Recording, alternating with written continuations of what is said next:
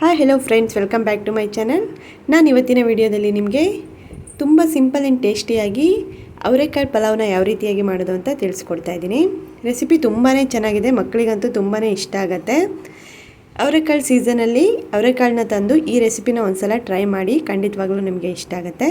ಹಾಗಾದರೆ ಬನ್ನಿ ಇದನ್ನು ಯಾವ ರೀತಿಯಾಗಿ ಮಾಡೋದು ಅಂತ ನಾವು ನೋಡ್ತಾ ಹೋಗೋಣ. ಇದಕ್ಕೆ ಬೇಕಾಗಿರುವಂಥ ಇಂಗ್ರೀಡಿಯೆಂಟ್ಸ್ ಅಂದರೆ ನೋಡಿ, ಕ್ಯಾರೆಟ್, ಈರುಳ್ಳಿ, ಟೊಮೆಟೊ ಮತ್ತು ಒಂದು ಬೌಲ್ ಆಗುವಷ್ಟು ನಾನು ಅವರೆಕಾಳನ್ನ ತೊಗೊಂಡಿದ್ದೀನಿ. ಅದಾದಮೇಲೆ ಮಸಾಲೆಗೆ ಅಂತ ಚಕ್ಕೆ, ಲವಂಗ, ಏಲಕ್ಕಿ, ಗಸಗಸೆ ಮತ್ತು ಸೋಂಪುಕಾಳು, ಈರುಳ್ಳಿ, ಕೊತ್ತಂಬರಿ ಸೊಪ್ಪು, ಸ್ವಲ್ಪ ಕಾಯಿ ತುರಿ, ಹಸಿಮೆಣಸಿನಕಾಯಿ, ಶುಂಠಿ, ಬೆಳ್ಳುಳ್ಳಿ ಮತ್ತು ಸ್ವಲ್ಪ ಅರಿಶಿಣದ ಪುಡಿ ತೊಗೊಂಡಿದ್ದೀನಿ. ಇವಾಗ ಇದನ್ನೆಲ್ಲ ನೋಡಿ ಒಂದು ಮಿಕ್ಸರ್ ಜಾರ್ಗೆ ಹಾಕ್ಕೊಂಡು ನಾವು ಸ್ವಲ್ಪ ನೀರು ಹಾಕಿ ಚೆನ್ನಾಗಿ ಗ್ರೈಂಡ್ ಮಾಡ್ಕೊಳ್ಳೋಣ.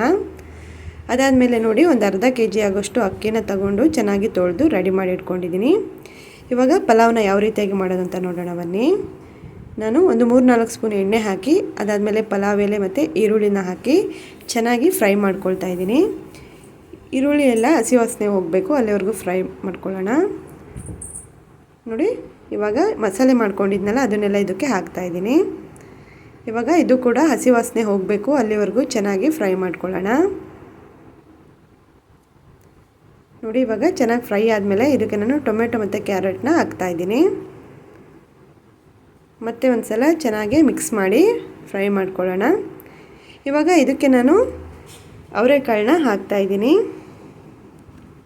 ಅವರೆಕಾಳು ಆರೋಗ್ಯಕ್ಕೆ ಕೂಡ ತುಂಬಾ ಒಳ್ಳೆಯದು, ಈ ಸೀಸನಲ್ಲಿ ತಿಂದರೆ ತುಂಬ ಒಳ್ಳೆಯದು. ಹಾಗೆ ಇದಕ್ಕೆ ನಾನು ರುಚಿಗೆ ತಕ್ಕಷ್ಟು ಉಪ್ಪು ಹಾಕ್ತಾಯಿದ್ದೀನಿ. ನೋಡಿ, ಉಪ್ಪು ಹಾಕಿ ಚೆನ್ನಾಗಿ ಮಿಕ್ಸ್ ಕೊಡೋಣ ಇನ್ನೊಂದು ಸಲ.